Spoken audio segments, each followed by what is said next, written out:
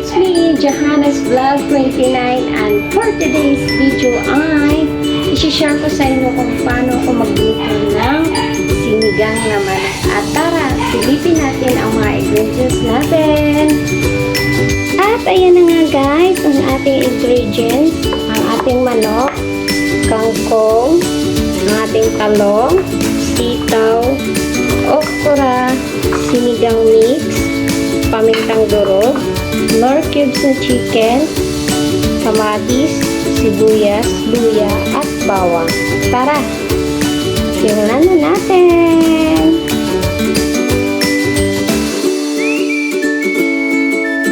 At ayan guys, mainit na yung ating kaserola. Lalagyan na natin siya ng mantika.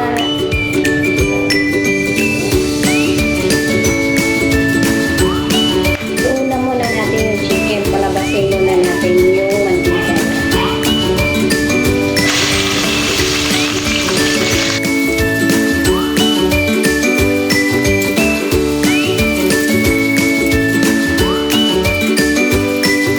At ayun na nga mga kapaswa, hintayin natin lumabas yung mantika ng ating chicken.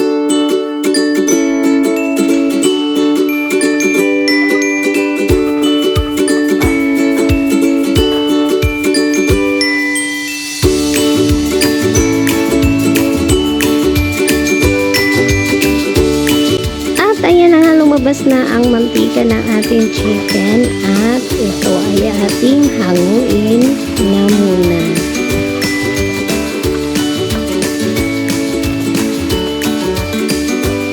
Guys, itatabi muna natin siya at tinabi na nga muna natin ang ating manok at kasi naggigisa tayo ng luya. Susunod naman din natin ang ating kamatis.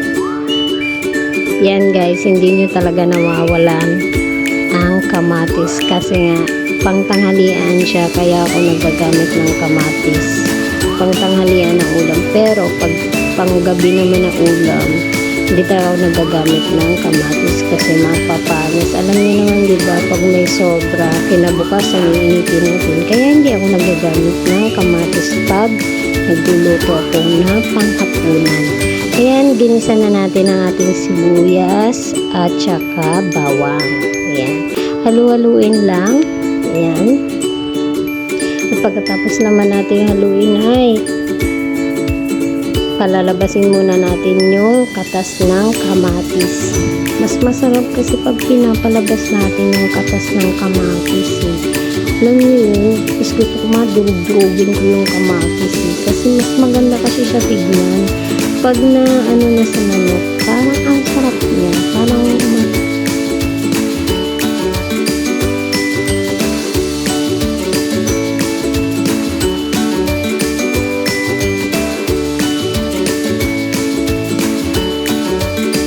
at ayan na nga guys, lumabas na yung katas ng ating kamatis. Susunod na natin ang ating manok. Ayan, halo-haluin lang.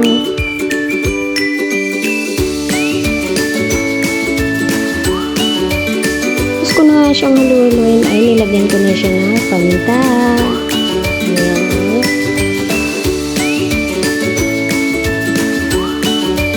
Isusunod na natin ang ating tubig. Ayan, maglagay na muna tayo ng tubig.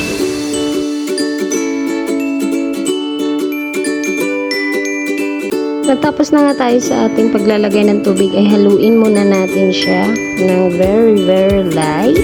Ayan. Tapos, maglalagay tayo ng nor cubes na chicken. Ayan. Lalagay muna natin ng nor cubes na chicken, guys. Pagkatapos naman natin lagyan siya ng nor cubes, ay takpan muna at hintayin natin siya na kumulo. At habang inaantay natin kumulo ang ating sinigang na manok, ay maghuhugas muna tayo ng pinggan mga guys. Ayan na naman tayo sa hugasin. Bakit kaya no, sa tuwing magluluto tayo, makakarelate tayong nagluluto, bakit kaya may madaming hugasin tayo? Hindi ko talaga maiwasan yan.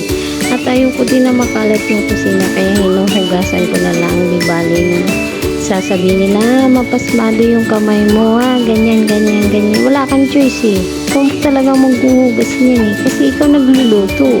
Walang maghuhugas kundi ikaw lang. No choice ka, kundi ikaw talaga maghuhugas.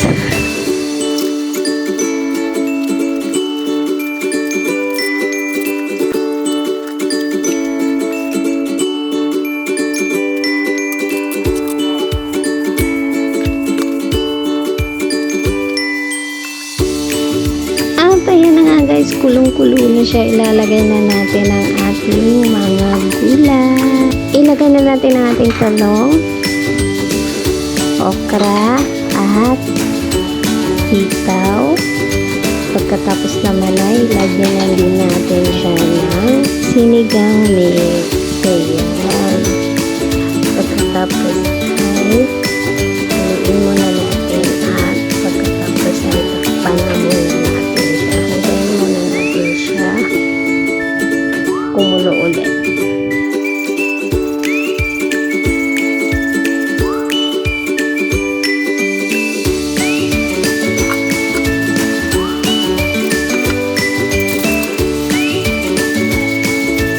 At ayan na nga guys, kulong-kulo na siya. Ilalagay na natin ang ating kangkong. Tapos natin ilagay ang ating kangkong ay takpan na muna natin siya at hintayin natin siya ng kumulo ng isang beses lang.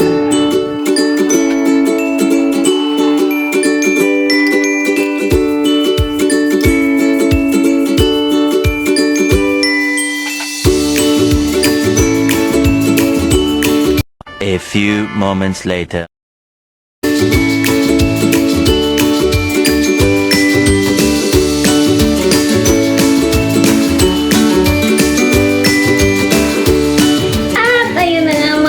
So, ay tapos na tayo sa ating pagluluto at hope you enjoy this watching my video and don't forget to like, subscribe, and click the notification for more updates. Bye-bye! Bye!